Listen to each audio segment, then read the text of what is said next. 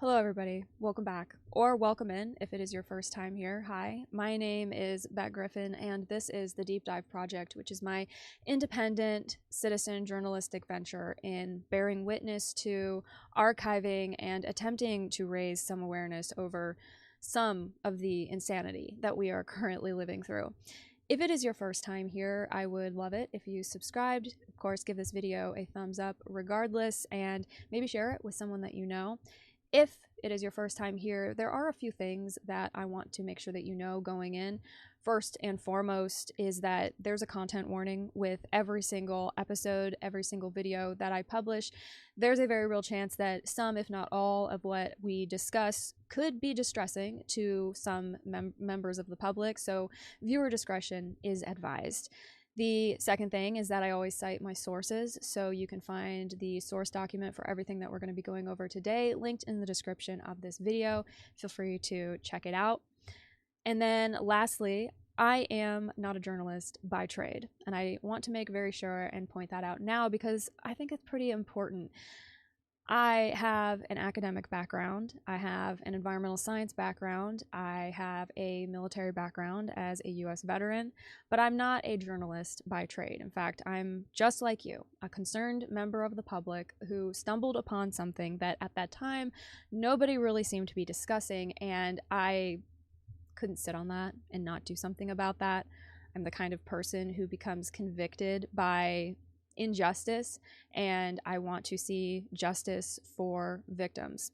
It's just the kind of person that I am. So when I came upon this stuff, I had to start talking about it, and 6 years later, it definitely feels like I was pulling on a pretty important thread. Of course, at the time, I could never imagine that what I stumbled upon would end up becoming so pertinent, particularly for my own country, which, given the times that we are living in, feels like something worth mentioning. But I may be getting ahead of myself. If you've never been here before, please familiarize yourself with the entire catalog of work that I have over on my channel, and you can listen to this on Spotify and most places that podcasts live as well. Please leave a review if you do listen there. Before this intro gets any longer, let's try to move this forward into what brings us here today. So what you are watching is a newsroom analysis, which is something that I began doing at the beginning of last year, where I gather headlines that were published over the prior month that are relevant to the stuff that I research, and I read through them, give you my opinion and perspective on them, and we discuss. So that is what we are going to be doing today. We're going to be looking at the articles for the month of January. So this is the first newsroom analysis of 2026, and I am happy to be continuing to do this because it's something that I got a lot of value out of over the last year, and it seemed like a lot of you guys did too. So I'm happy to be continuing to do this. Now, with that being said, because of the times that we are living through and the heaviness of everything that is happening in our world, before I get to the more topical news articles, I want to take a moment to pause and acknowledge what is happening, particularly in my country, the United States, and to take a moment to acknowledge the loss of life, the completely preventable loss of life, and the complete injustice that is being perpetrated by ICE. I have so many thoughts about this. My heart feels so incredibly heavy, and rather than meandering my way through some sort of a heartfelt expression, I am going to take a moment to read some words that I wrote a couple of weeks ago. They were published on my Substack, Beck Griffin and the Deep Dive Project, which you can subscribe to for free if you would like to support me over there. I felt like I couldn't say anything more, write anything more. I couldn't even look at anything pertaining to the niche that I research without taking a moment to acknowledge the broader human rights crisis that we're living through right now. And so if you would just give me a moment, I want to read my words to you now, and you can skip through this if you don't care to listen to what I have to say, but this is something that I feel like I need to say, so thank you for giving me the opportunity to do so now.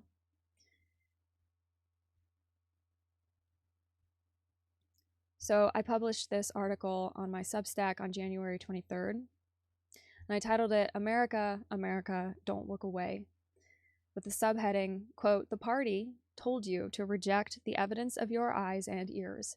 It was their final and most essential command," which is a quote from George Orwell, 1984. And if you haven't read that book, now may not be the best time, but if we live through this and get to the other side, you really should. January 2026 has been the longest month of my life. I have trudged steadily on, head dutifully bowed, telling myself that the best thing that I can possibly do right now as my country devolves into a hellscape is to keep doing what I have been doing all along. I've kept reminding myself that human rights violations have been ongoing since the beginning of time, and that a sudden collective awareness of that fact, more unavoidable now as screams and ammunition fire ricochet from American suburbia, doesn't mean that it has not always been so. But horror is a matter of proximity to terror. I have felt a cold, creeping horror settling deeper and deeper into my body with each passing day and each new headline detailing the latest stunts pulled by ICE goons in masks. What can I say? In America, it is a sin to be right too soon. And so, over the past several decades, reports of children separated and kept in cages in detention facilities near the southern border, and some of those children subsequently going missing from those cages, never to be seen again, of brutal and inhumane treatment of migrants, men, women, and children, of a wide variety of constitutional violations and human rights abuses, and of an immigration system that had clearly failed long ago and should be totally overhauled, were downplayed, satirized, and out denied. I watched it my entire childhood and young adult life. And I have a sickly feeling that in the years ahead, there will be those who will say, with hands thrown up in exasperation, why didn't somebody do something? I grew up reading books like The Diary of Anne Frank, The Book Thief, and The Light in Hidden Places. Stories about people forced into taking desperate measures to survive against an authoritarian regime that sent soldiers house to house, searching, taking, and exterminating those they deemed undesirable and subhuman. I know and understand how these things happen, because I know and understand history. And I have watched countless historians, journalists, activists, and survivors attempt to raise the alarm year after year after year, while the majority of the people around me, with lockjawed determination, have looked away, seeking their next distraction. I cannot go on as if nothing has happened and as if nothing is real. I cannot behave as if I have not seen this storyline before and as if I have no inkling of where it leads. I won't write or speak another word about religious oppression and abuse, about Opus Dei or the Legion of Christ or that snake Chad Ripperger or anyone else without first acknowledging what is happening in my country. Because when I read those stories growing up, I was never under any illusion as to how I would behave and what I would do if such terrible things should come to my door. And now America is hemorrhaging from a sucking chest wound high and hard over the state of Minnesota, and the bloodstain is spreading. My intuition was a whisper, but now it is a scream. I know this feeling because it is the exact same feeling that I had a couple of weeks ago in the moments following my realization that I was being stalked through a park by 3 men intent on forcing me into a bottleneck and assaulting me. Things are nearly as bad as they can be, and the window of opportunity to save ourselves shrinks by the second. When you know, you know. A ball of steel has settled into my sternum. Time is slowed down, and each and every word and action that I have seen has played out in slow motion. Boots stamp across snow-packed curbs, around vehicles and people worked into a frenzy as tires squeal and the long arm of immunized authoritarianism leans over, beyond the edge of steel-toed feet well out of harm's way, annihilating American exceptionalism with the pull of a trigger. The vision of those nanoseconds play on a loop through my mind over and over and over again. There is a deep knowing within me that what we are seeing is bad work. It goes beyond my intuition. For example, I can spot bad police work because I was a federal law enforcement agent for the better part of a decade. A competent, well-trained law enforcement officer would never do what I saw ICE agents do the day that they murdered Renee Nicole Good, and what I have seen them doing before and after. What I have witnessed has been the epitome of sloppy, careless incompetency. Not only are these agents endangering the public and trampling over our inalienable rights because they were not wrong as long as they were following orders, but they are also putting their fellow agents in danger, apparently heedless of where their buddies are as the muzzles of their weapons rake back and forth over masked forms and smoke and tear gas fly. And that is very telling. I have gone through extensive training on and experienced everything from high-risk traffic stops to active shooter hostage situations, emergency vehicle operations, traffic accidents, alcohol-related incidents, including DUI checkpoints, domestic violence and fights in progress de-escalation, and basic anti-terrorism force protection, all while usually in teams of people armed to the teeth. I was also a field training officer responsible for overseeing the education and preparation of people who I knew would be interacting with the public while armed. It is my opinion that you can determine how competent an officer or agent is by how well they can do the bare bones basics of law enforcement: interacting with the public and traffic enforcement, crowd control. It takes time and repetition to gain competency. Knowing how pitifully short the training periods that these agents have had, it is literally impossible for them to have received even a fraction of the training that I did. But I knew that when I saw the footage. These men are not moving like competent professionals, but they badly want and need to be perceived that way. Bullies tend to be like that. What is happening in my country is incredibly unjust and will be a permanent stain on a history pockmarked by a legacy of similar violations. During World War II, it was not just the Nazis that pulled people from their homes and detained them in concentration camps. The United States did that too. And while the collective decision has been to forget and move on, I have not forgotten, and I never will. I am aware of how small and insignificant I am on the grand scale of things, and that I have absolutely no power to change the history we are doomed to repeat. But I will bear witness, and in my self-appointed role as an archivist and independent citizen journalist, I am duty-bound to say so publicly. It is impossible to condone any of this. I certainly won't. And as an American veteran who raised her right hand and swore to protect and defend the Constitution of the United States, who carried a gun and a badge and the knowledge that I could end a life, who understood who I was protecting and why, I am revolted and heartbroken. The behavior of ICE and those in government enabling the defending and the actions of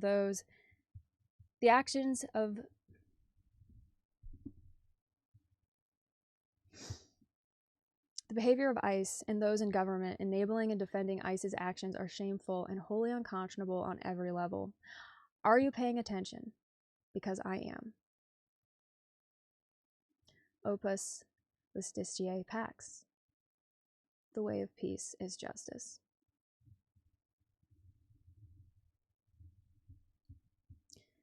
Along with that, I want to read the names of the people who have been murdered so far. This is from the American Prospect. This was published January 29th and updated February 2nd. A running count of how many people ICE has killed and injured. Jamie Alanis, Roberto Carlos Montoya Valdez, Silvero Villegas Gonzalez, Jose Castro Rivera, Isaiah Sanchez Barboza, Keith Porter, Renee Good, Alex Preddy.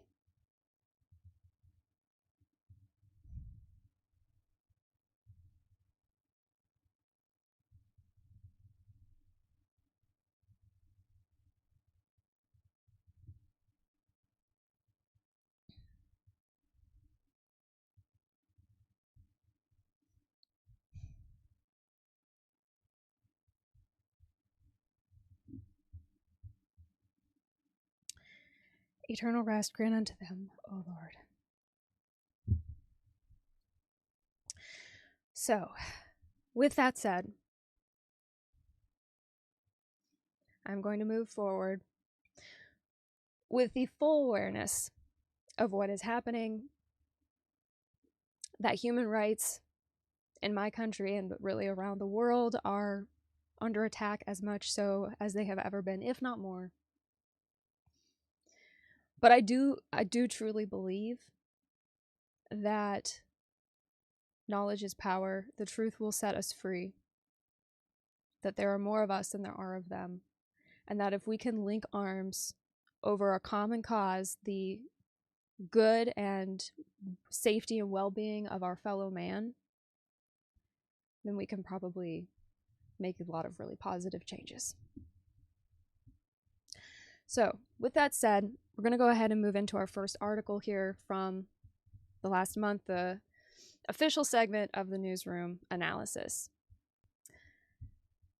So, a lot of these articles are pulled from Latin or Spanish or just non-English sites from non-English speaking countries, because with the Newsroom analysis, I am not only pulling from American or Western English speaking sources, I'm pulling from all around the world because I try to take a very broad kind of perspective to really get a feel of the forest for the trees. And I feel like we've learned some really interesting things about the kind of currents that are moving in our world right now, socially and politically. So this is an article that was published on Los Andes 142 Latin site. This was published January 2nd, 2026 by entertainment staff. So with translating these articles from the language of origin to English, oftentimes there will be weird kind of grammatical things that get messed up. The genders and that kind of thing will get messed up because obviously Spanish and other languages have a different way of structuring their sentences and have like gendered language in a way that English doesn't as much. So I have to read around some of these things, and bear with me as I do that, but I think we'll still get the picture of what's going on. So the headline here says, Ale LaCroix's harrowing confession about the abuse he suffered during his adolescence, a way to heal. The renowned DJ, in conversations with Andy Kusnoff, revealed the details of the traumatic event he suffered at age 16. So renowned DJ and cultural manager Ale LaCroix publicly revealed the traumatic abuse he suffered during his adolescence, a secret he kept hidden for over 3 decades. In an interview on the program Perros de la Calle Urbana Play, hosted by Andy Kustensoff, my apologies for mispronouncing last names, he recounted in detail the events that marked his life beginning when he was 16 years old. So this is the account of a person who was abused as a teen. You're going to find out why I zeroed in on this story really quickly. The revelation comes amid a profound personal transformation LaCroix is undergoing, which includes overcoming addictions and adopting extreme discipline. Central themes of his book, A Beautiful Folly, from the endless party to the samurai of discipline. The abuser, as he described it, was a trusted figure of authority within his close family circles, presented as a mentor, a member of the same yacht club, and linked to Opus Dei. This position allowed him access in a power dynamic that culminated in the abuse. So if you've seen any of my recent work, you will know that I have been focusing on and looking into the situation of alleged child abuse within Opus Dei. It is my opinion that there is a problem within the organization for the simple reason that, unfortunately, predators and child abuse, as we are all becoming acquainted with and reminded of now, they exist through all strata of our society, from the top all the way to the bottom. And so, of course, there are going to be people like that in this organization. It just stands to reason. And based on what we are learning from the Epstein files, which have been blowing everyone's minds, it's very, very possible that at a certain level within most organizations, including religious ones, it's pedophiles all the way to the top. That seems to be what's coming out. Anyway, I'll read on. During the interview, LaCroix's voice broke several times. With his gaze lowered and pausing frequently, he recounted the events. He offered to accompany me. We started going to the club's showers, and little by little, the abuse began, he recalled. In a particularly painful passage, he quoted the words the man said to him, "Hey, if you want, watch me masturbate." I was young, and I didn't understand if it was right or wrong. Given the graphic nature of the account, host Andy intervened, telling him that he didn't need to tell the whole story. LaCroix continued explaining how the situation escalated. It was getting worse and worse. Luckily, at one point, I woke up and said, "Dude, this is enough." I don't know where it should have ended if I hadn't woken up. The development of his testimony included an analysis of the power dynamics in these crimes. LaCroix emphasized that despite the years, the perpetrator retained a psychological influence over him. Psychologically, they have power over you. And my psychologist explained to me that the chosen one has an ego that's incredibly twisted. He stated, this control manifested itself in a chance encounter when he was already an adult. He was big. I could have beaten him to a pulp, but he had that power that marks you for life, he confessed. In that tense confrontation, the abuser snapped at him, "You know who I am." LaCroix's response was unequivocal. "Yes, the son of a bitch who abused me." One of the most shocking revelations was that the man was later convicted of other crimes. I found out that his wife had left him because he abused a nephew with Down syndrome. It's getting worse and worse. And he's a volunteer at Children's Hospital, LaCroix stated, adding that the man was sentenced to life imprisonment. However, he recounted with astonishment that 3 months after his sentencing, I ran into him free. I mean, how many times have we seen this happen? And especially if you are following or are in any way paying attention to what the Epstein files, the redacted, sloppily, hastily redacted and released files that have been coming out, what they have to say about the behavior of people like this. I mean, this tracks completely. So much of the correspondence, for example, between Epstein and other people were about PR, about maintaining an image, about how to salvage his image, about how to spin certain controversies and scandals so that they would paint him in the most favorable light possible. And one of the ways that they do that is through philanthropy, by making themselves out to be these incredibly generous and philanthropic and civic-minded people who are just there to give their money to the people because they've been so blessed with all of this abundance in their life, and they're just giving it back, and isn't it so nice? And when people do those kinds of things, there's a sort of innate tendency in us, I think, to be reluctant to consider the motivations behind why someone's doing that. It's that whole expression, don't look a gift horse in the mouth, right? It's like you don't want to question too hard why someone is doing something like this. And so it ends up being another layer of protection to the predator, which is just, it's crazy. And then to say that the man was sentenced to life, but then somehow ran into him. I mean, it's a tale as old as time, honestly. I am so happy that it is becoming more and more possible for victims of abuse, of a range of abuse, whether it's CSA or clerical abuse, spiritual abuse, any type, domestic, whatever, that it's becoming more possible for people to talk about their experiences. Sometimes not even in a sense of where it's to go after justice, but just to raise awareness about how these things happen, about how perpetrators and predators can ingratiate themselves to a victim's family, can groom the victim's family and the victim themselves into believing they're these good people.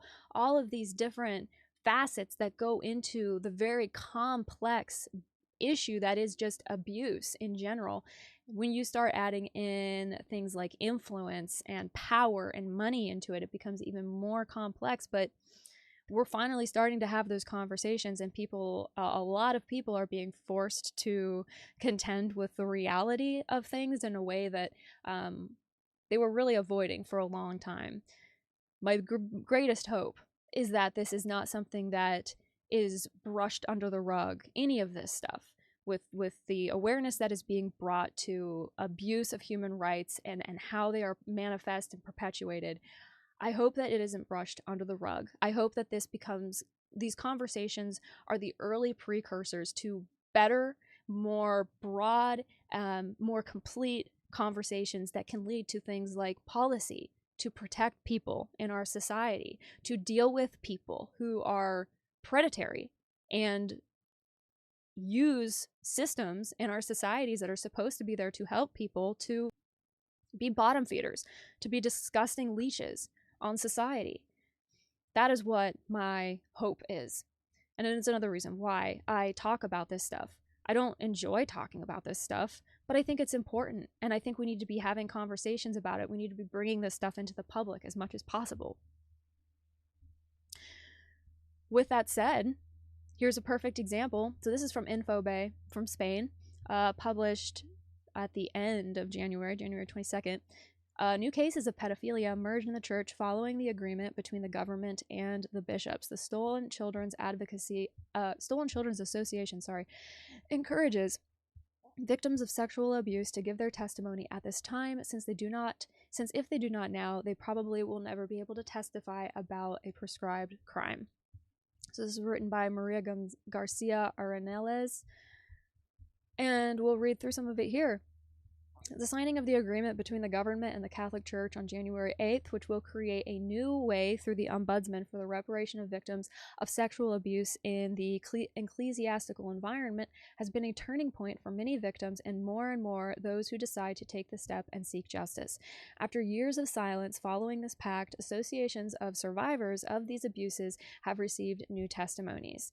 In 15 days, 11 new cases have arrived at the association, which shows that there were people who were waiting for such an agreement to take place to be repaired and recognized. And I have no doubt that in the coming months, we will be called by more people to expose their abuses. I'm going to guess I don't think that word translated very well. This is a quote that was attributed to Juan Cuatracasas, president of the Association of Stolen Children's ANIR.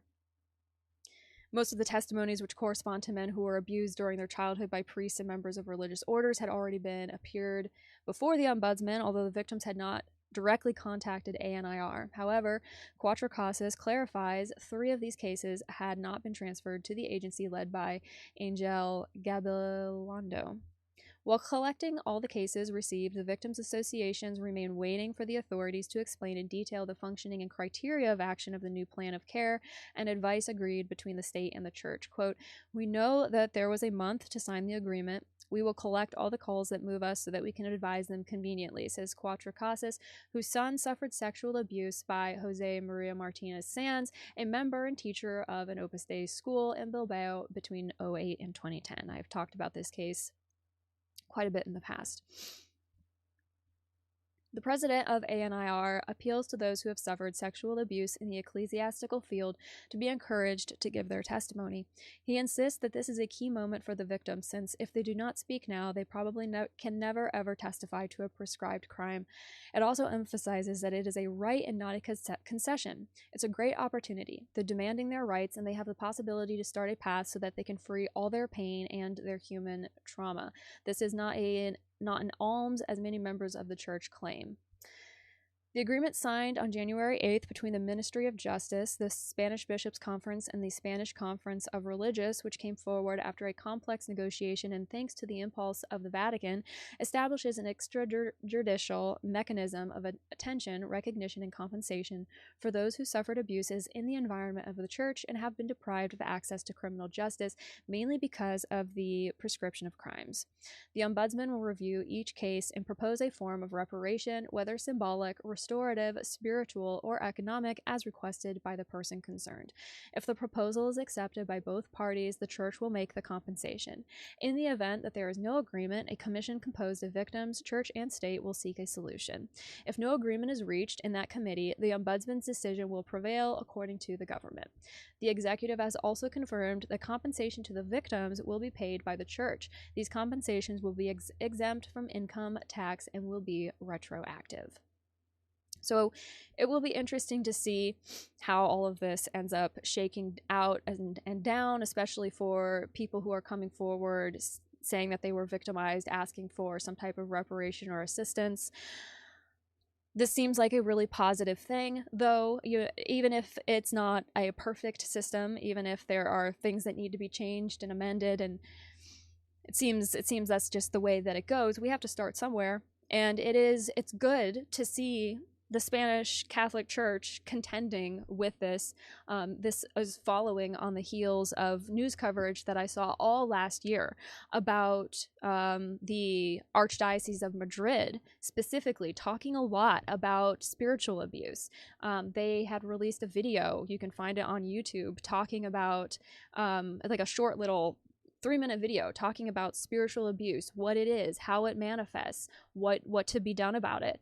So it does seem like there's a growing awareness of the fact that, for better or for worse, even though these are apparently holy institutions, they've been pretty thoroughly infiltrated by some really unsavory, predatory people. And the victims deserve to be taken care of because they were drawn into the church under certain pretenses, under certain beliefs, and they trusted the church members that they interacted with, the people who ended up abusing them.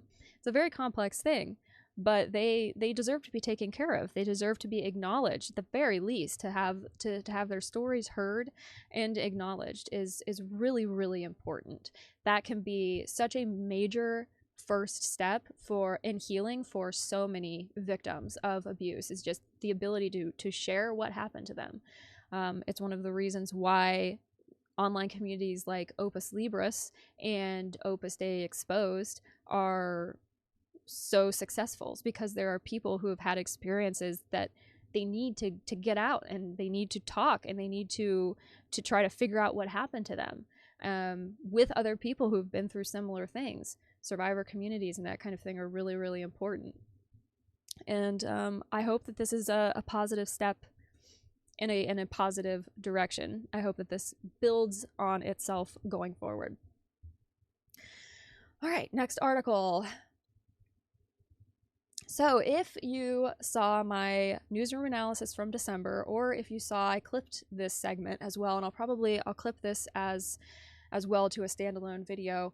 I introduced you last month to the weird and wacky world of celebrity exorcists, celebrity Catholic exorcists. I have to make sure that I specify, because I think evangelical Christianity has exorcists, and they can engage in like exorcism type activities, I guess, for lack of a better term. I'm specifically talking about Catholic exorcism here, and the weird world of celebrity exorcists, which is thriving, alive, and well here in the United States and elsewhere, I am sure. And unless you are in conservative Catholic circles, or for some reason are kind of tuned into this stuff, you might not know anything about this. You might not know anything about these people. You probably are not aware of the kind of rhetoric that they are promoting in society, and the very real harm, unfortunately, that their teachings and perspectives are causing and having in people's lives. It's really, really unfortunate. And so I want to start getting into that all this year and going forward. The celebrity exorcist rabbit hole is one of my new rabbit holes for 2026 onward. And I decided that these series of articles that are being published right now were just a perfect way to bring everybody into it and get everybody on the same page, so to speak, before I really start to take you down the deep end. So last month we read part 1, which was Father Ripperger's bizarre and dangerous views on women, I think was the title of the article, something like that. And now this is part 2. It was published on January 6th. I was hoping I would catch it, and I did. This is published on wherepeteris.com, written by Mark Lewis. This is an analysis commentary piece, and I will be giving my opinion and commentary on what he has to say and on my perspective of Father Ripperger, Father Chad Ripperger, who is the subject of the article that we're going to be reading now.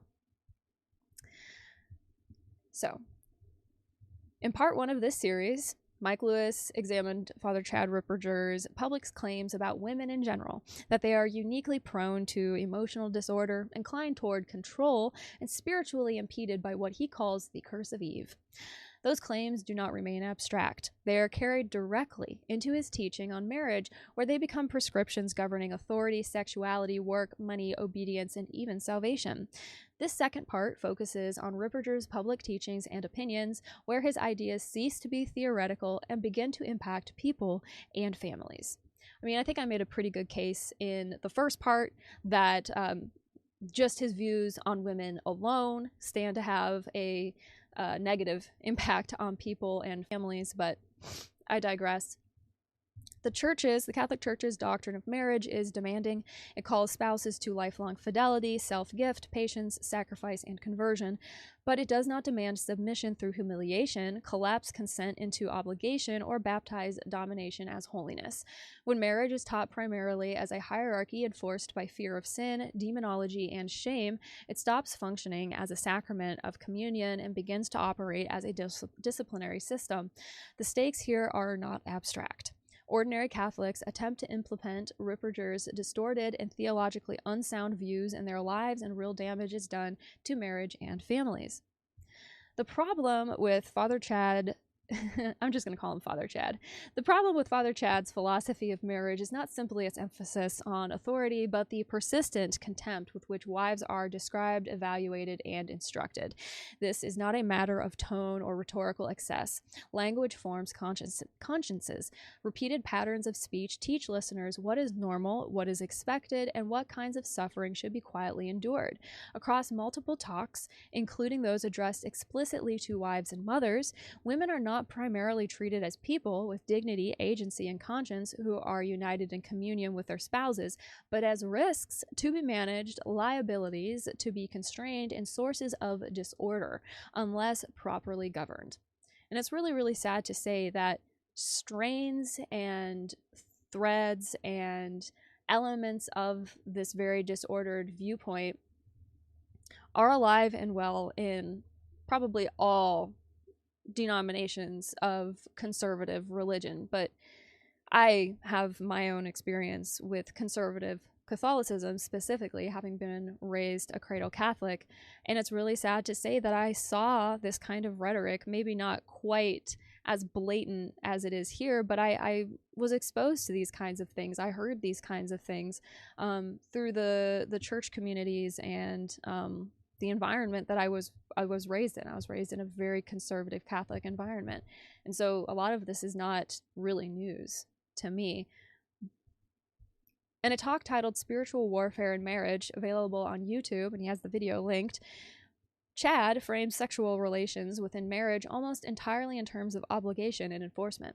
If one of the spouses reasonably asks for the conjugal act, it must be rendered, he says.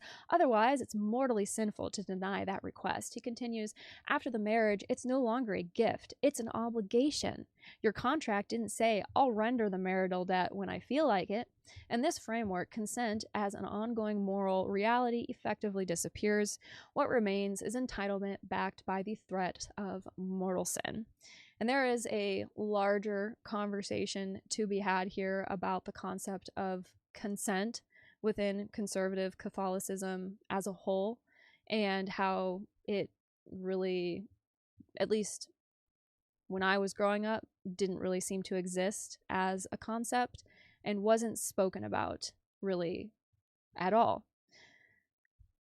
This logic becomes more disturbing when Chad addresses situations in which a wife refuses sex. In the same talk, he explicitly dismisses a headache as a legitimate reason to refuse the marital act. On the other hand, a headache doesn't suffice. Sorry, I got a headache. While he allows that extreme incapacity might justify refusal, the baseline posture is one of suspicion. A woman's explanation is treated as morally meaningful in itself, but as something to be evaluated for compliance. This is not how the Catholic Church understands marital intimacy, which must always remain free, mutual, and expressive of love, rather than enforced under threat of sin. Now, I want to make sure and acknowledge the fact here that the Catholic Church's stance on marriage can be seen as rather controversial, depending on how you perceive it or how you view the Catholic Church in general. But if you are a Catholic and you want to live your life according to what the Catholic Church teaches, it's really important to emphasize that what Chad Ripperger is advocating for does not reflect church teaching in any way, shape, or form. And people may have issues with church teaching on marriage, and that's, a conversation for another time, definitely. But just within the construct of Catholicism, what Chad has to say is untrue and is not reflective of the church's teaching on marriage.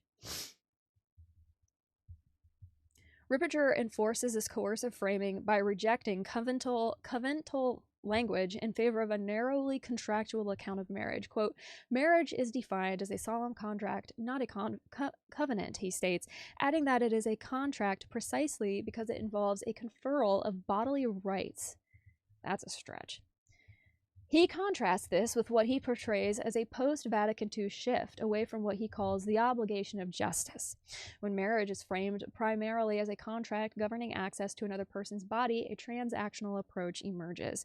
Treating sexual availability as something owed rather than freely given creates conditions in which coercion can be rationalized as fidelity. Beyond condemning a spouse who refuses to render the marital debt, which is such a gross thing to say, Ripperger offers no guidance about how to respond when one spouse does not consent to sex.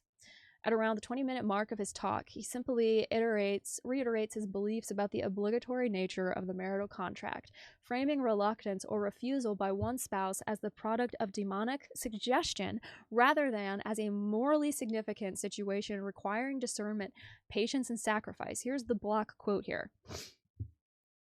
Quote, the demons suggest to people various things which make them think they have sufficient reason to deny the marital debt. He's not being romantic, therefore you can deny the marital debt. Or they tend to think that rendering the marital debt after marriage is something that's voluntary. Well, in a certain sense it is, because you have to choose to actually fulfill your obligations, but it's not voluntary in the sense that after you're married, that somehow or another it's at your discretion when you pass when you pass out this good, so to speak. It's not voluntary in the sense that you're married, that after you're married, that somehow or another, it's at your discretion when you pass out this good, so to speak. So that's an important fact. You'll hear the phrase gift of self. Now that phrase can actually have a legitimate meaning. Gift means it's gratuitous, that you don't have to give it, which means it's only true on the day of your marriage. That's the day when the gift itself occurs. After that, it's a gift. It's an obligation.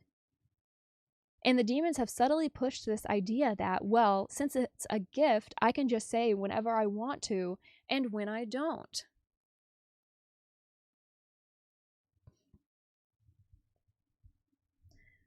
What is striking here is not only what Ripperger says, but what he does not say. He does not state that a husband must respect his wife's refusal in all circumstances. He does not acknowledge consent as a continuing moral reality within marriage. He does not caution against coercion, manipulation, or the misuse of authority. The absence of such qualifications leaves open the possibility that obligation will be interpreted unilaterally, particularly by listeners already inclined toward control. And I can tell you, having done the research, that Chad is not talking to newcomers.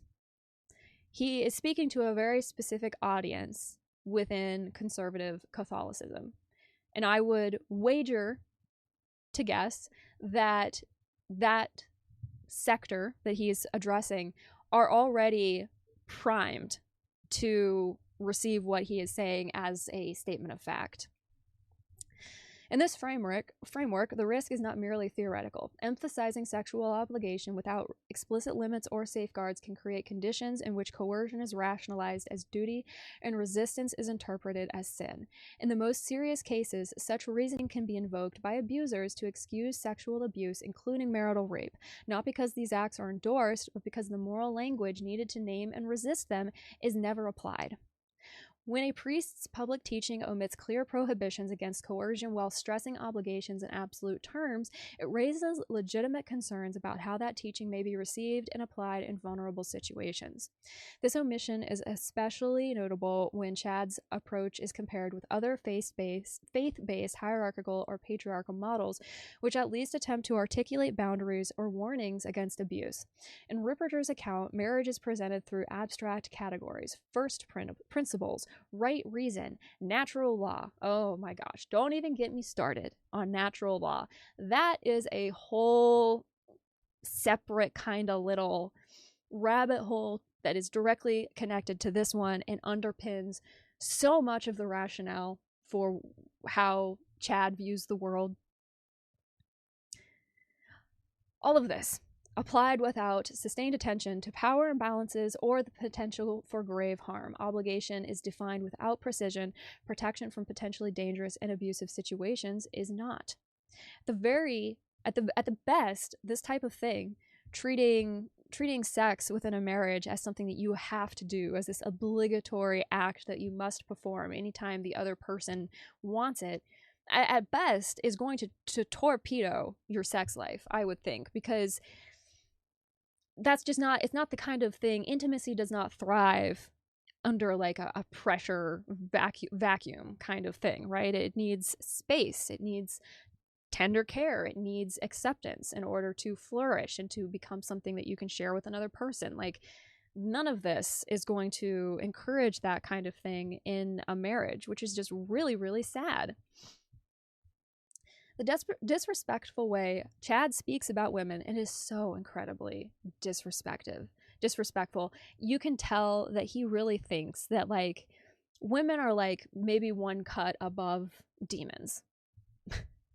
And the disrespectful way that he speaks about us becomes even more explicit in a separate talk addressed to wives and mothers, also posted publicly on YouTube. By the way, the vast majority of the problematic things that Chad and his goon squad have said, the vast majority of the problematic things that they have said are in audio visual format. Most of the written stuff has already been removed from the internet, actually, and so it's down to these videos, talks and things that he's given that have been recorded, or interviews that have been clipped and posted on TikTok or whatever. That's where you find his like actual perspective and the reality of how he views the world, and it's an interesting one. In this video, he advises men considering marriage, quote, "I always tell guys who are thinking about marrying, marry a virtuous woman. I don't care how ugly she is. I don't care if you have to put a lamb chop around her face to make her appealing. If she has virtue, you'll be happy the rest of your life." He offers this line without explanation, distancing, or pastoral framing. So, whatever the hell that is supposed to mean. This remark is striking not only for its cruelty, but for its bizarre and unexplained reliance on pop culture references. The lamb chop image echoes a joke popularized by comedian Rodney Dangerfield. "When I was a kid, I was so ugly, my parents would tie a pork chop around my neck so that the dog would play with me." And the closing phrase, "You'll be happy the rest of your life," evokes the lyrics of Jimmy Soul's chart-topping 1963 novelty hit, The Ugly Wife Song. Ripperger does not acknowledge these sources, nor does he explain why he is importing mid-century stand-up comedy and novelty music tropes into a clerical setting that carries moral authority. The effect is to normalize ridicule of women's bodies as harmless humor within spiritual instruction. Well, I mean, if the last time that Chad was paying attention to pop culture references was 1963, I think we know why things are so regressive and why there's so little development in the prefrontal cortex. I mean, the thing may just be like completely calcified at this point. In 1963, between 1963 and 2026, things have changed a lot, especially just in regard to how women are perceived in society, the freedoms that we're given, the rights that we have. All of that has changed a lot since 1963. So I think we may be narrowing in on a bit of a problem here. In the same talk, Ripperger frames motherhood itself as a kind of aesthetic loss. Women actually end up, usually, in the normal course of things, sacrificing a certain degree of their beauty because they're having children. He says, the issue is not acknowledging that pregnancy and childbirth changes bodies, it's the evaluative frame. Beauty is something women sacrifice, something men lose, something to be endured rather than honored. Desire, attraction, and affection for one's spouse are treated as trivial or suspect, while women are subtly instructed to expect diminishment as part of their vocation. And where have we heard that kind of rhetoric before? I mean, it's everywhere. This rhetoric is part of a broader pattern in which women are held disproportionately responsible for the emotional and spiritual health of the household. In the same Wives and Mothers talk, Chad claims that the wife and the mother can either break or make the tenor of a household and insists that if the wife is not virtuous, nobody will be happy. The moral burden of harmony is placed squarely on the wife, while male withdrawal or disengagement is implicitly normalized as a response to female failure. This is such bad advice. This is so going to cause so many problems, has caused so many problems in people's marriages and lives. I mean, let's just take for a moment, consider, what we would think of as like a typical conservative Catholic household, especially in, modern day America, right? You're probably talking about single income household. You're probably talking about multiple children, 5 plus. You're probably talking about homeschooling is a very real possibility, or at the very least Catholic school or something like that, which is going to be expensive, going to cause a strain on the finances. I mean, simply clothing and feeding multiple children will put quite a strain on the finances. Having children is not cheap. If it's a single income household, that means the husband and father, who is already, as we're reading here, being encouraged to withdraw and disengage from the family, is going to be gone out of touch, which means that the majority of the responsibility for taking care of the house and meeting the daily needs of the children is going to be squarely on the mother. And there's been much written and said about the unpaid labor that women provide in the household and how unappreciated that is in general. Well, this kind of thing is really contributing to it. And it's sad because it doesn't have to be this way at all. And why it's so important for this kind of rhetoric to be encouraged and for it to continue to be bandied about by people like Chad and those of his ilk. It truly boggles the mind. It's either they have been drinking the Kool-Aid for so long that they really and truly believe the things that they're saying, or they're smart and they realize that a lot of this stuff shakes down to a population of people who can't make decisions in their day-to-day lives and are living in fear and are going to be constantly looking to the reliable authority figure in their life to tell them how they're supposed to be living their lives. And people like Chad position themselves in that status as authority figure and know-it-all, and they dispense this apparently well-informed wisdom to their audiences, and it helps sell books and sell talks and sell courses and funnel more people into the money-making system, which when you break it down to brass tacks and you really look at how the whole thing operates, these people, where they're coming from, how the whole thing works, it feels like it's a money-making scheme. To me, is the perspective that I have of it. And maybe it's to keep a scared captive audience of people who will always be willing to shill out for whatever new thing it is that these crackpots cook up and publish as literature, Chad's language also normalizes economic dependence and verbal humiliation. He speaks derisively of women who work outside the home. Quote, "I've never met a woman who works full-time when she doesn't need to who's happy." What?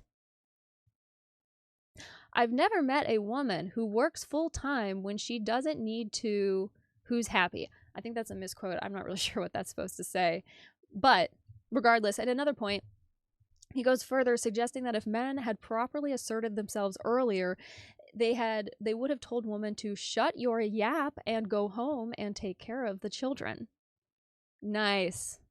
At around the 450 mark in the video, and this is not a theological argument about vocational discernment. It is crude, dismissive language that trains listeners to associate female speech with disorder and male preferences with authority. Now, I feel like this is a perfect opportunity for me to address what I have people belly aching in the comment sections of my content over often, which is the fact that I speak very bluntly. And I am not opposed to the use of profanity to punctuate the points that I am trying to make. People get very upset about that. And look, I get it. If you don't want to use profanity in your day-to-day life, that is your damn prerogative, and I support it. But I am going to, especially when I'm talking about people like this who clearly think so little of the world, think so little of their fellow man. Why would I waste my time and waste my precious brain power coming up with respectful ways to refer to these clowns when I can just call them fucking clowns and be on with my day? I give respect where respect is earned. And the people that I talk about, unfortunately, have not earned my respect, which is why I'm talking about them.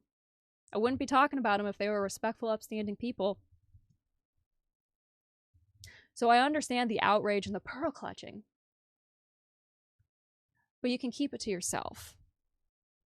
I'm going to talk about these issues with the plain language that they deserve.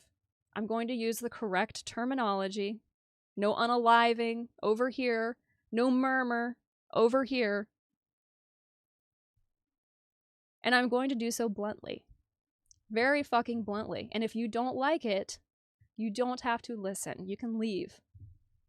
Or you can leave a comment telling me about how much it pisses you off. Because either way, it's engagement, baby. So thank you. But why would I waste my time speaking nicely about people like this who think that it's okay to tell men to tell their wives to shut your yap and go home and take care of the children? Why? He doesn't deserve it. He hasn't earned it. He's an old, bald man with way too many opinions. And he scared a lot of people into following him.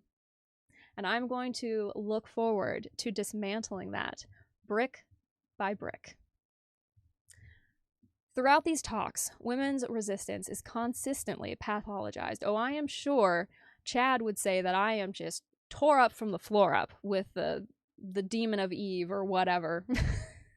The Jezebel spirit. I am sure. He'd probably tell me that I should be locked up because I'm crazy. Because I don't think that the things that he has to say are worthwhile or worth hearing or beneficial in any way. When women object to control, question authority, or assert boundaries, their response is rarely treated as morally intelligible disagreement. Instead, it is diagnosed as evidence of Eve's curse, feminist ideology, or spiritual disorder. Yes, how dare we stand up for ourselves and demand that we be treated as equals in this world? How dare we? Once resistance is framed in cosmic terms, disagreement becomes rebellion and assertiveness becomes sin. This is a classic feature of spiritually coercive systems. Harm is reinterpreted as holiness and obedience is sold as safety. This is something we've seen in Opus Dei, something we've seen in accounts from the Legionaries of Christ, something we've seen in accounts from the Sodality of Christian Life, something we've seen in accounts from Mila's Jesu, accounts from Mila's Christi. Shall I keep going? Accounts from the world of Ripperger et al. What is striking about all of this is how impersonal the rhetoric remains. Women are discussed almost exclusively as categories. wives, mothers, temptations, sources of control, rather than as concrete persons. These talks do not speak about women as companions or equals. This is not tradition. Catholic tradition does not teach women to accept humiliation as formation or coercion as virtue. It does not instruct wives to distrust their own judgments, bodies, or instincts in the name of holiness. And it does not define sanctity as the shrinking of one person so that another's authority can expand without resistance. The rhetoric documented here is not an unfortunate excess layered on top of otherwise sound teaching. It is the foundation of Ripperger's very public message to married people. Now, he is a priest in good standing with the Archdiocese of Denver who travels the country to train priests and speak to the faithful. Ostensibly, he's paid for his trouble. And that is why his words demand serious scrutiny. That question of accountability is where part 3 will take up the discussion directly, to be continued. So big thank you to Mike Lewis for doing this series. I have referenced his work in the past. I believe he's written about the Legion of Christ as well, and his website where Peter is, or where he publishes his work, I don't know if he owns it, but this site is great, and it's got some really good information on it, and if you've never checked it out, I highly recommend. And I will be keeping my eyes peeled for part 3 when it comes out, and we will be continuing our analysis and commentary on Ripperger et al., which is going to continue to develop in the months ahead, so stay tuned.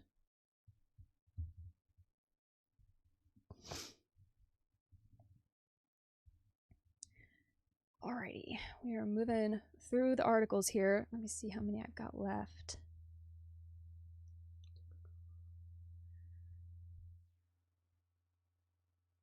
We got a few, just a small handful, but we're making really good time. I've been trying to pare down my list so that the newsroom analysis isn't quite as long as it was in the beginning. I mean, I just cannot go for hours and hours and hours, and I don't really think anybody wants to listen to that either, so I've been trying to make sure to include the articles that I think are actually relevant, that people will care to see. So let me know what you think down below, if what I have pulled so far has been relevant in your view too. But this is from El Salto, community of Madrid. Says from the pulpit to the polls, the rise of the neo-Pentecostal church as a workhorse of the extreme right. So again, this is an article that was published in Spain, but you know, I talk a lot about patterns and I talk a lot about global trends, and there is a very real sort of global shift to the like alt-right or extreme right or just like conservative identity politics in general that's happening around the world, but I think particularly in the United States, Latin America, and Spain. So I wanted to read this article because what they have to say, I think, it's educational and enlightening, and if you're an American, I think you should be able to draw some parallels pretty easily between what's happening here versus what's happening there, and try to become more informed people in the world. So the subheading says, in Spain, the PP of the region of Murcia and the community of Madrid has been approaching neo-Pentecostal evangelical religious leaders for years to try to make electoral gain to a growing phenomenon. Vox, Make Yourself Hear, or Opus Dei also participate in the global fabric that boycotts the progressive agenda. So this was written by Alberto Mesas on 18th of January. Let me see if I can shrink this font just a little. Is that too much? I don't want you guys not to be able to see it. Okay, we'll keep it huge. Family, order, and traditional values, religion, neoliberalism, and far-right politicians. This combination of concepts has always been present in the ecosystem of the reactionary right, but in the last decade, a common denominator has appeared that connects them: evangelism, and more specifically, the neo-Pentecostal branch, its most ultra-conservative aspect. The global rise of the far right and the social changes that are leading to it find a chamber of resonance in evangelism, which is transforming religious maps, especially in Latin America. Until the 1980s, the continent was the strongest stronghold of Catholicism worldwide, with more than 90% of the population declaring themselves Catholic. However, by the middle of 2010, that percentage had fallen by more than 30%. Pablo Seman has been researching the evangelical world since the 80s. He is an anthropologist and sociologist researcher of the National Council of Scientific and Technical Research of Argentina. Seman says that evangelical expansion has been coming from 1900 throughout Latin America. What happens is that it started from percentages so low that growth was not noticed until they were 9 or 10%. But that involved multiplying by 10 the number of evangelicals in a very specific context that was one of lack of religious pluralism and total dominance of Catholicism. Seman emphasizes that it is religious openness and the consolidation of democracies in Latin America that most favored the expansion of evangelism. At the head of this transformation is Brazil, but in other countries such as Argentina, Guatemala, Honduras, and Nicaragua, evangelicals have become a substantial part of the population, with percentages of believers reaching 40% in some cases. The key to this phenomenon is the emergence and expansion of neo-Pentecostalism, characterized by its decentralized and local organization, which has allowed exponential growth in slums and impoverished population strata. On this, Seman speaks of two main reasons that explain evangelical growth. One of them is that in historical Pentecostal beliefs, the idea that the miracle is the order of the day tunes deeply with popular religiosity. The researcher explains that while Catholicism abandoned the idea of the miracle and secularized it, evangelicals remain in an idea of the miracle as an ordinary fact, and with that, they really tune into the population of popular origin. The second reason the expert alludes to explain the growth of the reading is hard sometimes. The second reason the expert alludes to explain the growth of evangelism is that every evangelical has the possibility of becoming a priest regardless of his marital status or gender. This idea of universal priesthood has enormous organizational consequences because it allows evangelicals to grow by fractionation, while the Catholic world is pyramidal and vertical. That's interesting. Evangelical churches also offer social support networks and a sense of belonging in contexts where other institutions have receded or perceived as absent. This makes congregations work in many urban neighborhoods as centers of social cohesion and identity. In much of the United States and Latin America, evangelism has transcended the strictly religious sphere to become a decisive electoral factor, acting as an organizational structure capable of mobilizing millions of voters and shaping political discourse. Brazil is the paradigmatic case of the evangelical political machinery. The support was key in Jair Bolsonaro's victory in 2018, with more than 65% of evangelicals voting for him in the presidential runoff. Evangelical activism in Brazil does not stay within churches. Its strategy encompasses open support for candidates, direct negotiation with political parties, and the promotion of its own representatives. In the Brazilian Congress, there is even an evangelical bench that brings together dozens of legislators from different political formations with a common agenda focused on conservative values and the defense of religious interests in the public space. Now, it's worth mentioning, while they might not present in the same way, we have similar structures here in the United States that function in a similar way, bringing people together with a common agenda focused on conservative values and also the defense of religious interests in the public space. I mean, that has been Leonard Leo's shtick for a really, really long time, and the people that he works with. So I just wanted to mention that. However, Pablo Seman qualifies that the evangelical vote and the political behavior of the evangelical representatives are neither homogeneous nor continuous, and recalls that there are sectors of evangelism that have also supported, although not so much mostly, progressive candidates in Brazil, such as Lula da Silva or Dilma Rousseff. However, the researcher adds that in the Latin American case, the right has been able to detect the keys of questioning of the evangelical world, and to the left, not so much. Quote, the affinity between the right and the evangelicals is not necessary, essential, total, or absolute, but it does tend to be so, since that the left refuses to include the evangelicals in their political strategy. In the United States, evangelism especially white Protestantism, has also been a pillar of support for the Republican Party since the late 20th century, and especially in Donald Trump's reelection. In Brazil, local churches and evangelical leaders act as centers of political socialization, spreading messages about national identity, traditional values, and expanding hate speech and fear to the left, especially the narratives of feminism, migrants, and LGBTQ rights. If you are looking for some content talking about this kind of thing, talking more about evangelical Christianity's influence in North America right now, then I highly recommend the Tim and April show. It's on YouTube, and I think it's also probably distributed through podcasting platforms and stuff too. I usually watch it on YouTube, but Tim and April are former conservative evangelical Christians who left evangelical Christianity and now are working to educate people about it and inform people, and they have a bi-weekly show that they publish, and it's really informative, and I've learned a lot just about evangelical Christianity in politics and in this country and everything. So I wanted to throw that out there if you're not familiar with their work.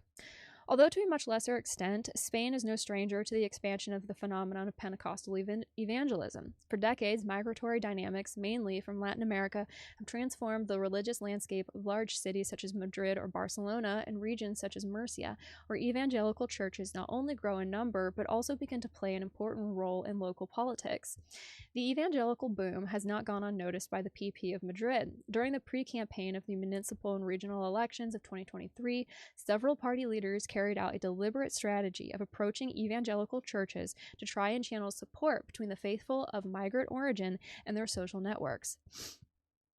Figures from the regional and municipal PP, such as Jose Luis Martinez Almeida, Isabel Diaz Ayuso, or Alberto Núñez Feijóo himself, participated in meetings with pastors and evangelical communities. And I would have to go back and double check the particulars, but I know for sure that Jose Luis Martinez Almeida and I believe also Isabel Diaz Ayuso have ties to Opus Dei. Jose Martinez Almeida is connected to the celebrity psychiatrist Enrique Rojas Montes, who's a celebrity doctor figure over in Spain and who I did an entire deep dive on last year, if you're interested in checking that out. Anyway, I digress. The most important event was one that took place in the Madrid neighborhood of Usera. Under the slogan, Europe is Hispanic, the popular leaders appeared alongside Yadira Maestre, preacher and founder of the Christ Come Center and key figure of Pentecostalism in Spain. Years earlier, Ayuso expressly created the Secretariat of New Madrid and put the Venezuelan Gustavo Eustache in charge. Eustache is currently a deputy in the Assembly of Madrid, but the reason for Ayuso to create a position is better explained knowing that it is very well related to the main evangelist pastors of the region, as is the case of Yadira Maestre, defined by the Deputy Electoral Secretary of the Madrid PP, Jorge Rodrigo, as, quote, the agglutinator of the evangelical churches of the Community of Madrid. With this, the PP tries to build bridges with the neo-Pentecostal communities of Latinos that until now had been off the radar of conventional political strategies. In that 2023 election campaign, the strategy resulted in weeks of appearances in evangelical temples and encounters with their leaders. So pay attention. This is how it comes from grassroots up.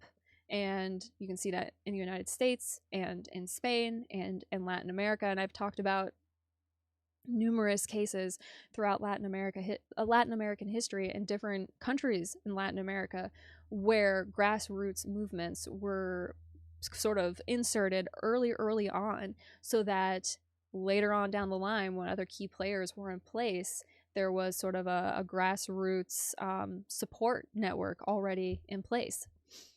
However, these practices do not like the evangelical world all over. When the PP of Madrid campaigned with Christ Comes in 2023, the Federation of Evangelical Religious Entities of Spain published a statement showing its disagreement with one of its churches having meant politically. Ooh, the girls are fighting. The head of the press of the entity, Jorge Fernandez, assures that, quote, no individual or political organization must arrogate the representation of evangelical community, and reaffirms the commitment of FEREDE to the principle principle of separation between church and state. Quote, the spiritual and universal nature of the evangelical church demands that its ministers and leaders avoid identification with partisan positions and preserve political neutrality in their congregations. Scrolling through the last bit of this. It's a very long article, so if you want to read this last bit of it here, you can find it down below, because they go into more detail about some of these different NGOs over in Spain. But here's something interesting. So they're talking about the phenomenon of neo-Pentecostal evangelism is not confined to the borders of each country, but has powerful transnational tentacles through which the ultra agenda is organized and spread. To do so, they resort to private financing, the creation of think tanks, fake NGOs, and business alliances. I took an issue with the whole concept of think tanks back when I did some research into Opus Dei's involvement in politics in Latin America and places like Chile, for example. And I have a very dubious perspective on think tanks, honestly, because I think that they're just the truth is in the name. They gather people together for mobilization. But anyway, I guess whether or not you're okay with that would depend on what they're mobilizing for. The best known example of this internationalization is the World Congress of Families, WCF, a U.S. organization with a presence in more than 80 countries, including Spain, where they have already held some events that coordinate strategies and discourses around the traditional family, quote unquote, in opposition to abortion. The WCF organizes regional congresses that bring together organizations, religious leaders, and even political representatives to spread ideological frameworks that translate into political pressure, global support networks, and the passage of laws in accordance with their interests. In parallel, multiple organizations, most of them Americans, such as the Alliance Defending Freedom or Family Watch International, fund the presence in coordinated actions in Europe, Africa, and Latin America to expand their narratives of religious freedom and family values. The Alliance Defending Freedom is one of Leonard Leo's dark money groups, and it was heavily involved in overturning Roe v. Wade here in this country, and they're heavily involved with working to just erode the separation of church and state in the United States completely. And I have some research that I'll be publishing soon about that. I've been looking into that a little bit more, and it's very, very interesting. And it's interesting that, but of course, I suppose it stands to reason, they're not landlocking their activities to just the United States. They are funding stuff going on globally across the Atlantic and around the world. So this is not some simple little system of, like, you know, podunk people who just came together because they like conservative religion or something. This is a well-funded, orchestrated, organized venture from every single possible perspective.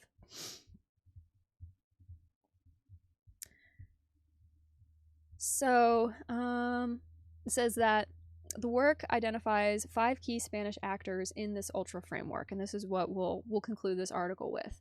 There is Vox, along with its Descenso Foundation, the Haste Or and Citizen Go platforms, Opus Dei, who they mention specifically, and the Political Network for Values, PNFV, which combine political, educational, media, and organizational resources to import and export discourses and tactics against sexual and reproductive rights. Now, I have not yet done any research into this Political Network for Values, but I would be very, very interested to see if Opus Dei has an affiliation of some sort, through some board member sitting somewhere or someone speaking at an event or something like that. I'll have to do some research in my own time.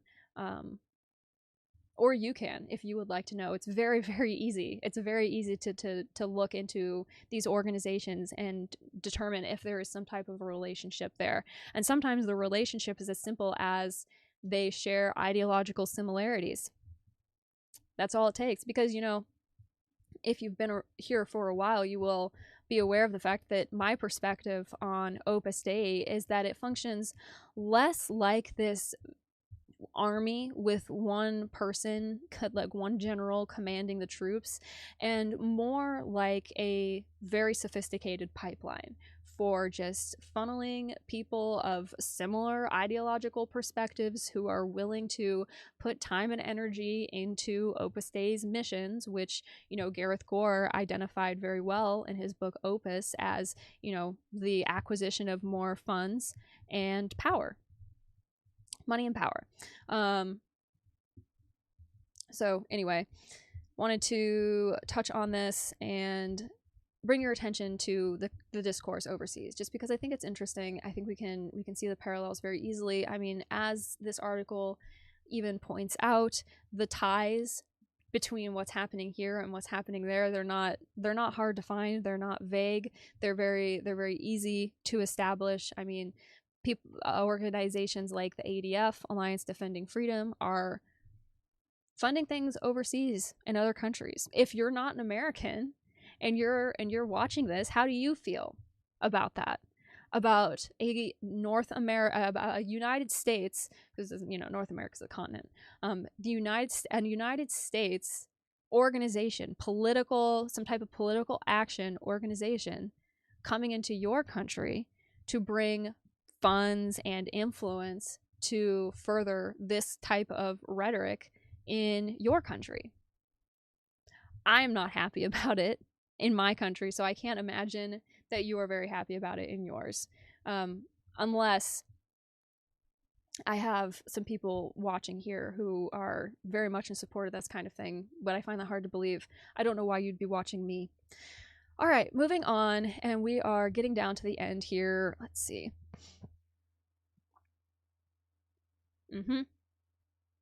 So this, let's see.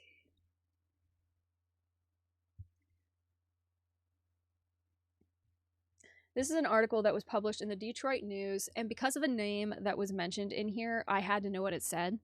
And I will have you know that I paid to get behind the paywall for this article. I could not find a way around it. I gave the Detroit News some money so that I could read this article. So, Mr.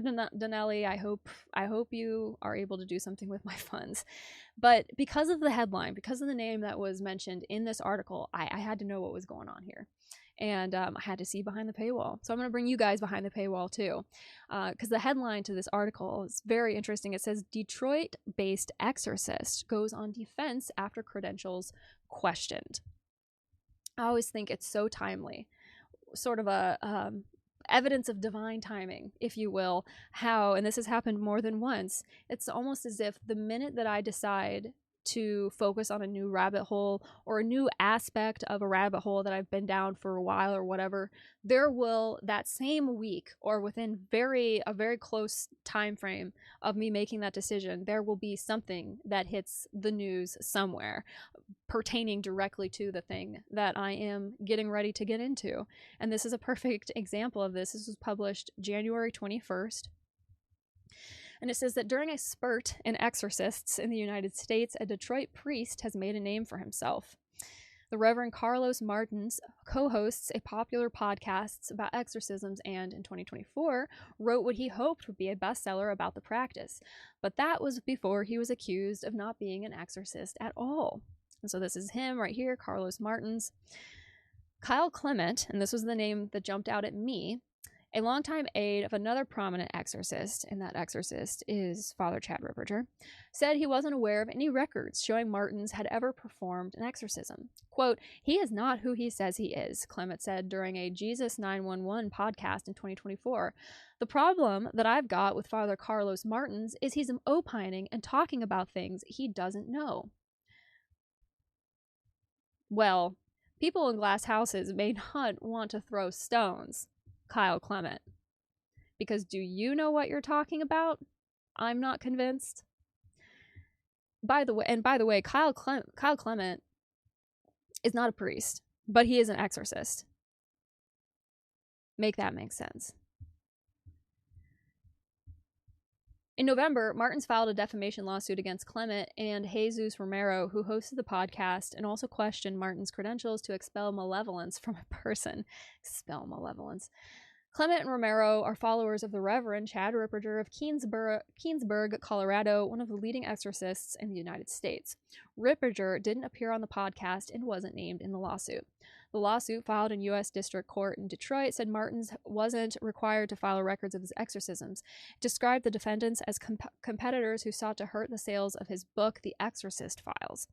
Clement and Romero declined to comment, but their lawyer defended their actions. Attorney Bill Burdett said the men were giving their opinions about a religious matter and therefore were protected by the First Amendment.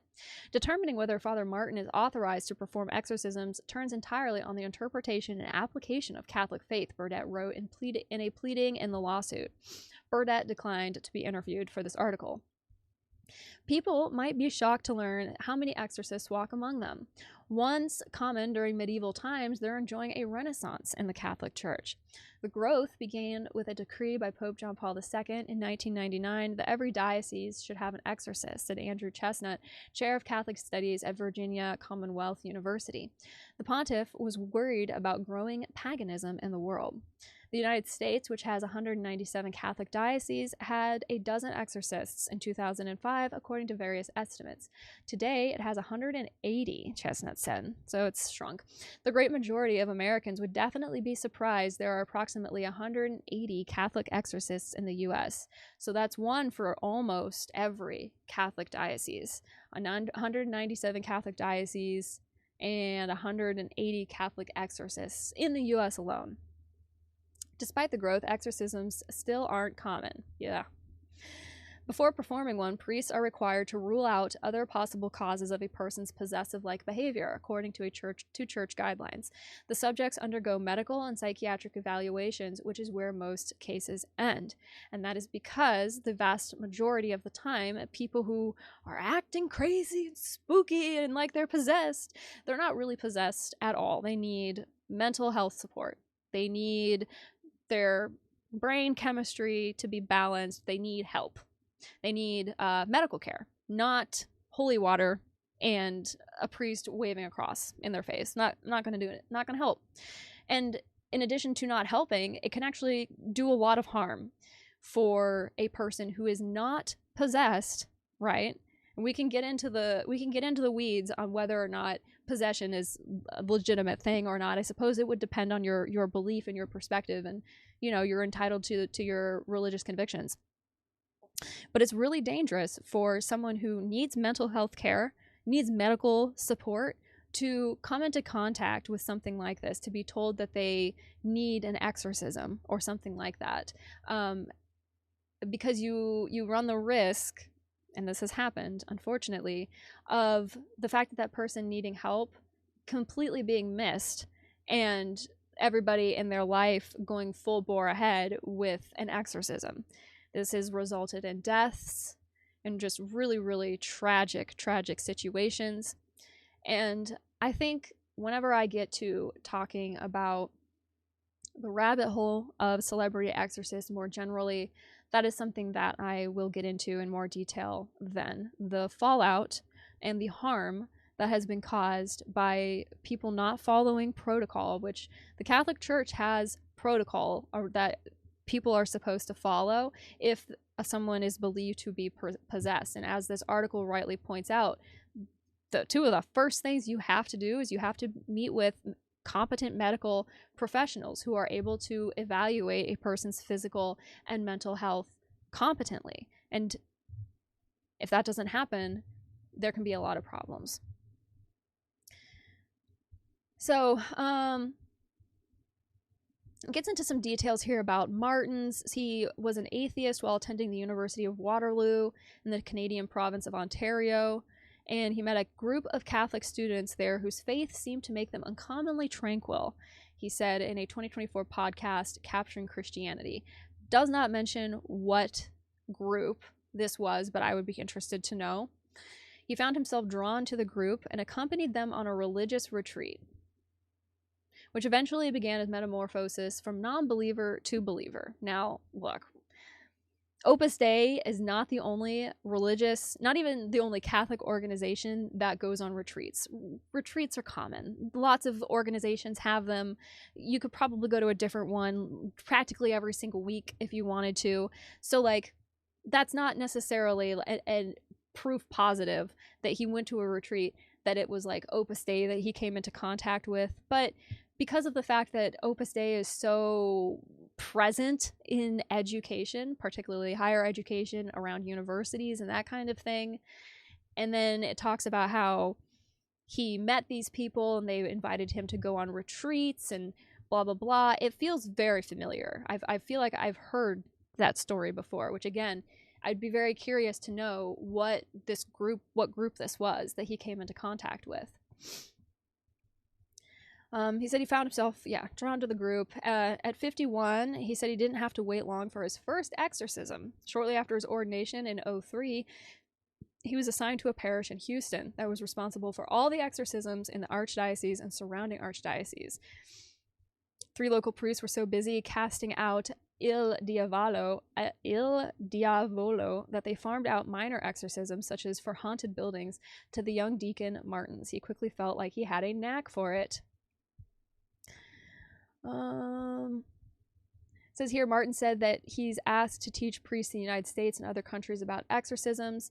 In 2023, the Vatican wanted him to mount a campaign to dispel some of the myths about the practice, he said during a 2023 podcast by the Catholic Vote Advocacy Group. The first step was creating a podcast about the ritual. It always starts with a podcast, doesn't it? Martins is the co-creator and co-host of The Exorcist Files, which uses actors to reenact the priest's exorcisms. There's a really good chance you've probably heard of it. It's very popular. The podcast, available on Apple and Spotify, has been downloaded 4 million times and is among the most popular spiritual podcasts in the U.S., according to its website. And then he wrote a book of the same title, describing some of the cases from the program, that what he loves most about exorcisms is that they allow him to help Christ rescue lost souls. But now we're questioning the Exorcist street cred. It says Clement and Romero questioned Martin's legitimacy during 3 Jesus 911 podcasts in November and December of 24. Clement is a case manager for Liber Christo, a Denver group that provides training and exorcisms for clergy and laity. During the podcast, Clement knew just about every exorcist in the U.S., but Martin's name had never crossed his desk. The Catholic Church breaks exorcists into 2 categories. One is a permanent position, while the other is temporarily appointed for individual cases. The temporary appointments must be approved by the local bishop. Martin's lawsuit said that he is in the latter group. Clement said during the podcast that appointments are documented and recorded, but that there are no documents for Martins, according to the lawsuit. He suggested the priest only heard confessions but never performed exorcisms. Quote, when he tells a story of experiences when he was an exorcist, that title simply is not, he doesn't have that credential canonically, Clement said, and so he's using the term in a non-canonical way. Well, I guess it would take one to know one, Clement, when it comes to whether someone is doing things in a non-canonical way.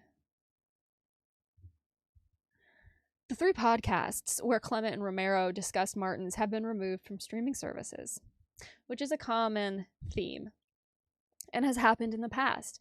The public record definitely shows gaps in the narrative because there will be references to statements that Clement or Schneider or Ripperger or Romero or any of these other people in Ripperger et al. Controversial things that they have said have gotten pulled down. And so the shadow from the thing that they said is still there. There's still references to it in articles, blog posts, and that kind of thing, but you can't find the original source material because it got pulled down.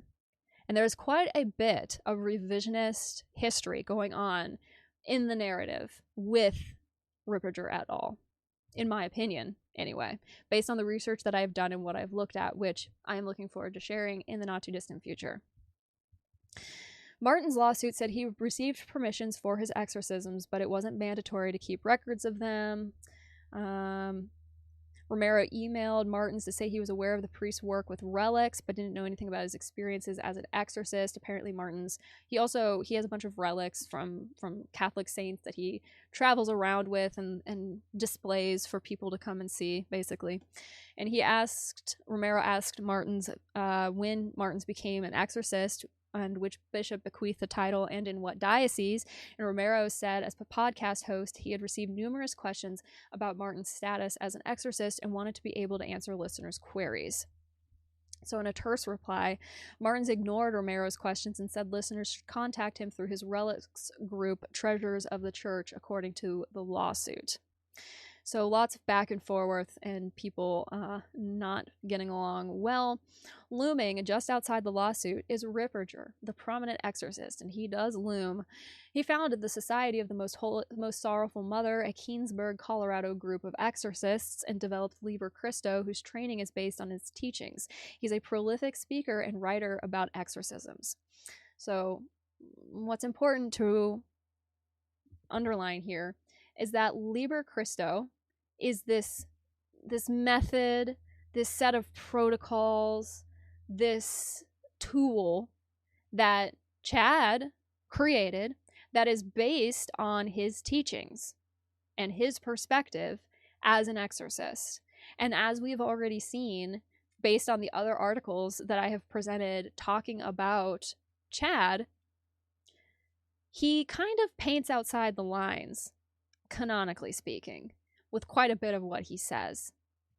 And believe it or not, that extends to Liber Christo. If you go Google Liber Christo, you'll find a website. You should take a look at it and just see what he has to say.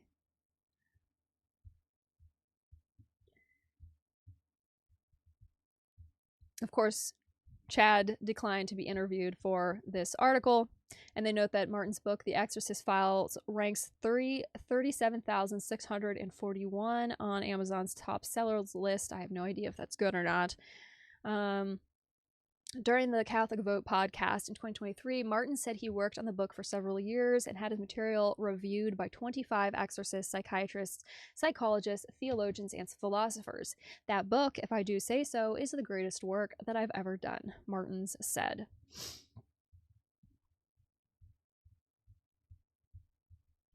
So I wanted to read this story because it adds some more meat to the bones of the celebrity exorcist animal that I am introducing everybody to. Introduces you to some new names, some new little bits and pieces of information, and I just wanted to go over this here for the newsroom analysis because I feel like it's very pertinent, and I appreciate the reporting that the Detroit News is doing. Although it is too bad it was behind a paywall.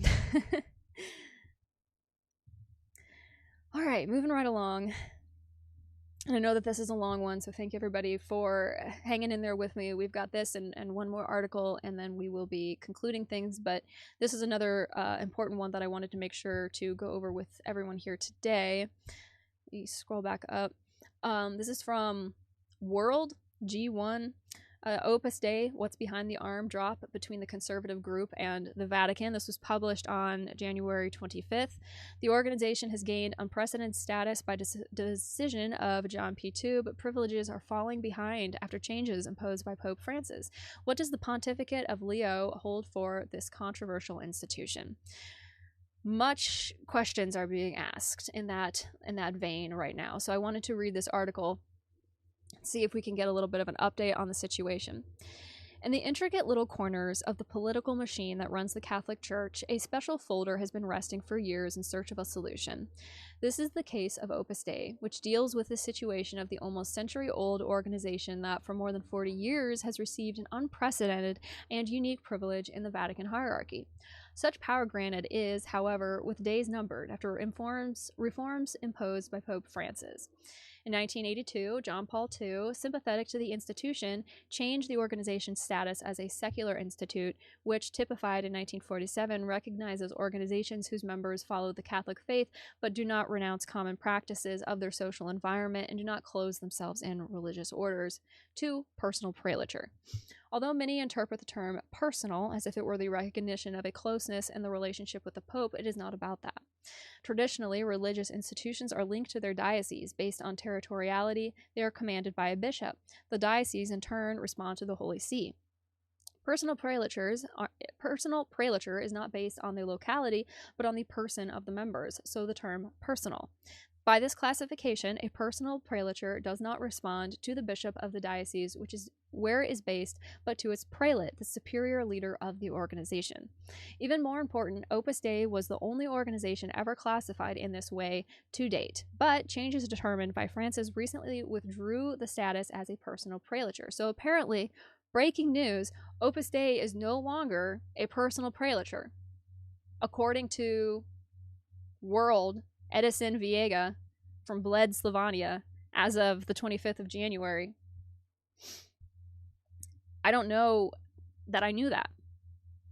I don't know how many people know that.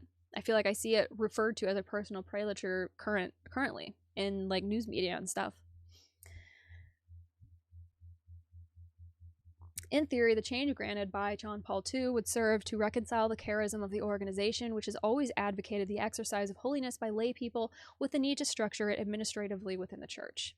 In practice, he gave Opus Dei a unique autonomy in the history of Catholicism, leaving, for example, having to give satisfaction to the bishops. It was as if the organization was considered itself a diocese. No wonder. It was also customary for the Pope to appoint the prelate of Opus Dei as a bishop. In the 1980s, in the context of the Cold War, the benefits granted to Opus Dei were interpreted as a step further to the right of Catholicism. It made sense. John Paul II was publicly opposed to socialist regimes and communist discourses. When he died, Benedict came, who did not move the pieces of the board, leaving Opus Dei with the same space. After Benedict's resignation, Francis's pontificate included the Opus Dei case on the list of what needed to be revised. According to Vaticanus, the Argentine Pope was bothered by the autonomy of the group, considered excessive by him. At the same time, he understood that no institution within Catholicism could enjoy a regime of exception. And in his reform in the Vatican's administrative machinery, Francis saw the opportunity to frame the institution. To complete the climate of tension, the Spanish priest Fernando Ocaires Branya, head of Opus Dei since 2017, was not appointed bishop by Francis as expected according to tradition. He was the first prelate of Opus Dei not to receive the title.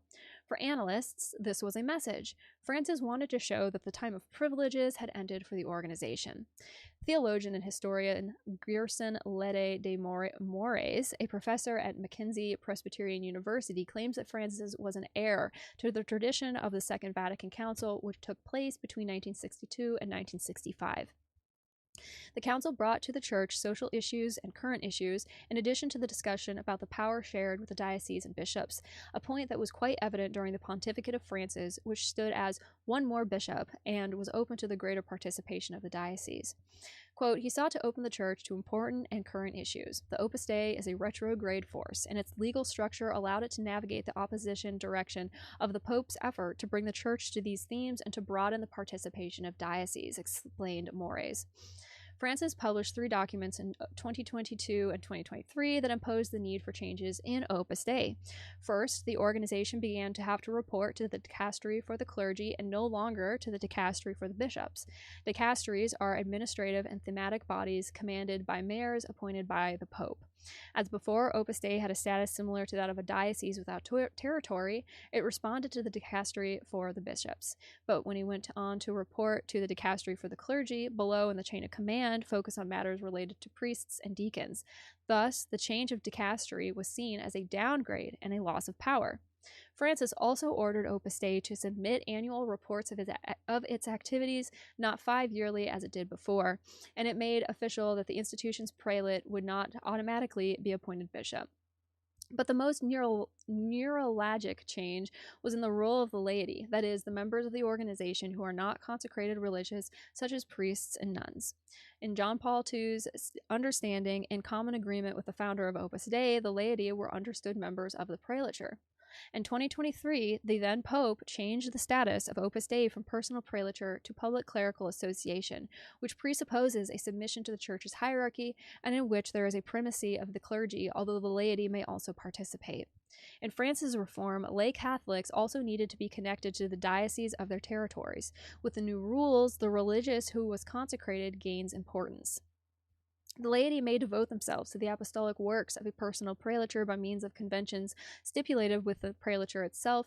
The method of this organic cooperation and the main duties and rights related to it are precisely determined in the statutes. The text enacted reads: Official data from Opus Dei currently count 90,000 members in the institution, the vast majority of them lay. Only 215 members are priests. The rules imposed by Francis also oblige Opus Dei to update its statutes. This has been done, but some critics understand that more slowly than the Vatican would like. Although there is no set deadline for the publication of the new statutes, everything is expected to be resolved by 2028. So that the centenary of the institution is celebrated in a more pacified context. Holy cow. That's a long time.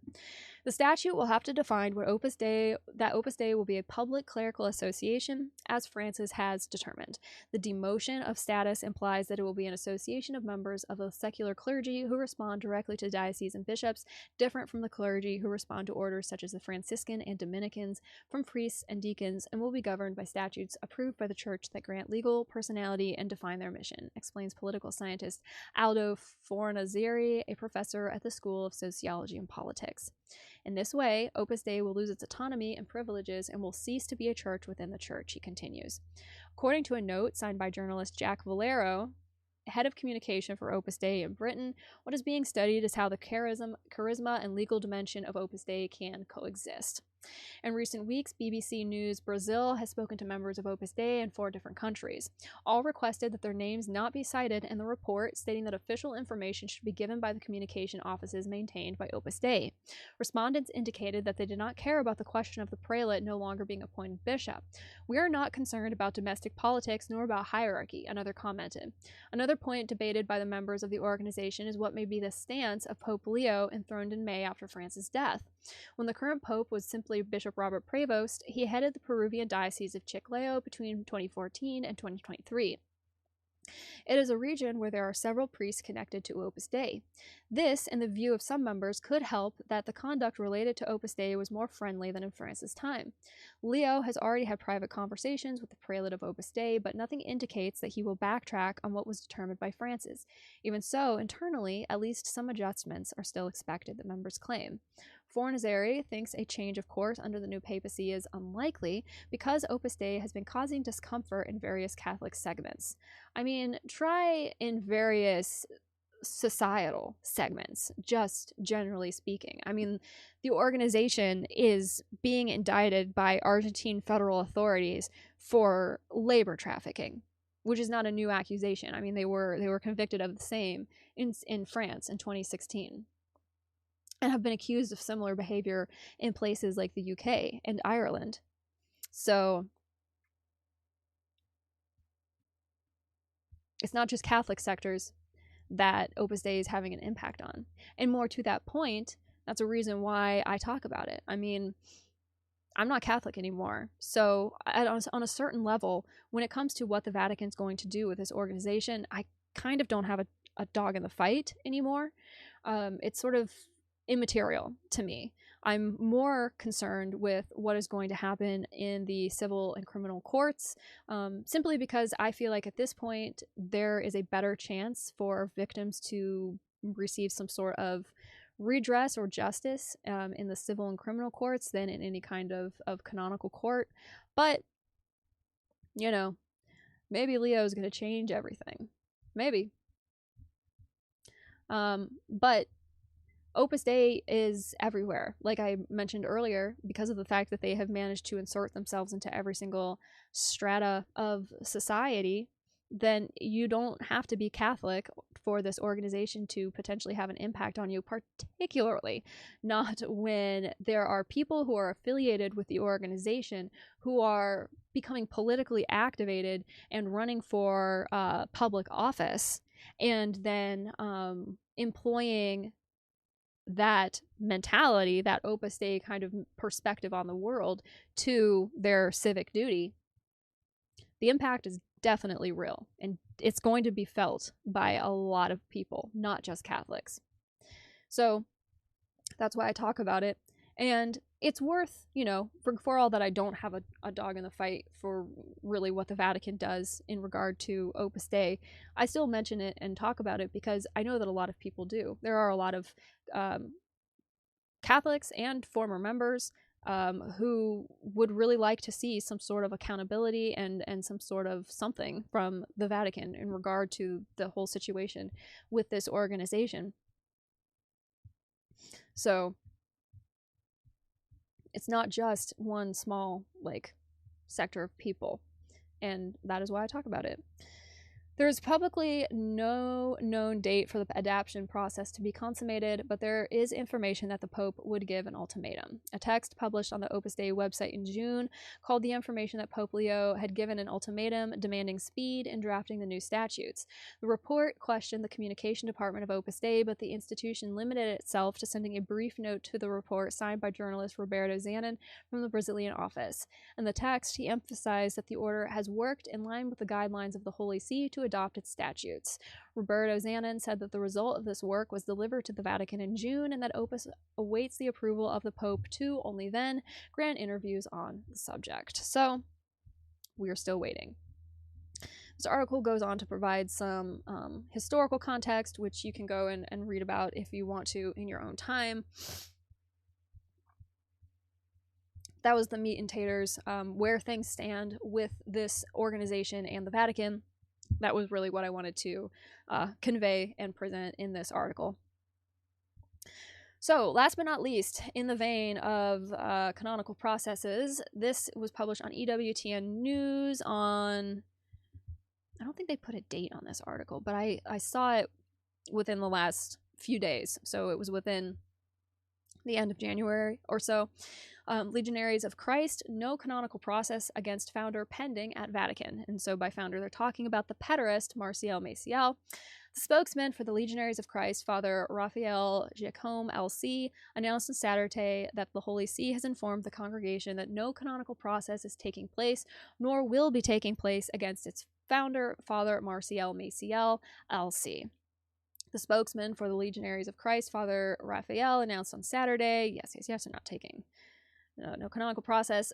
He recalled the statements by Father Maciel of April 22nd, 2002, quote, "Before God and with absolute peace of conscience, I categorically declare that these accusations made against me are false. I have never exhibited the type of abominable behavior that these persons accuse me of, and there is nothing that could be further from my way of treating people, as any one of the thousands of legionaries who know me can confirm." Okay, you hear that? The statement underscores that the Legionaries of Christ and the members of Regnum Christi renew our commitment to serve the Church and society in total fidelity to the Catholic faith and obedience to the Supreme Pontiff and an intimate union with our beloved founder, according to the charism we have received through him. The Legion does not hold any resentment against those who accuse us. Rather, we pray for them, and we express our gratitude to the innumerable people of goodwill who have confirmed to us their support and esteem in these circumstances. The statement concludes. So, what do you think about that?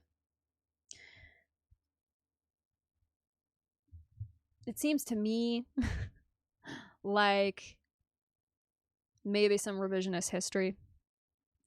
And once again, and this is not new. Once again, the determination of some sort of a canonical or Vatican process ends up being the thing that these organizations, which have harbored people who have committed unspeakable atrocities against innocent, vulnerable people, children, that the final decision on the Vatican's part, regardless of what has happened in the civil or criminal courts, is the final word on the matter and the only one that matters at all. We've seen this, I've talked about this in relation to the former Opus Dei school teacher, Marie Martinez Sands, who is now a convicted pedophile. But over the last year, all of the news headlines that I was seeing were talking about all of the problems that these various people had with the canonical process that was being carried out against Maria Martinez Sands. Chief amongst them, that it was taking the civil criminal decisions and the findings of those investigations into too much consideration in determining Maria Martinez Sands' position with the Catholic Church.